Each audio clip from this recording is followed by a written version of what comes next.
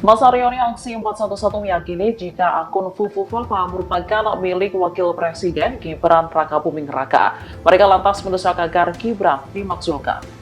Seorang orator menyebut 99,9% akun Fufu Fafa ialah milik Wapres Gibran.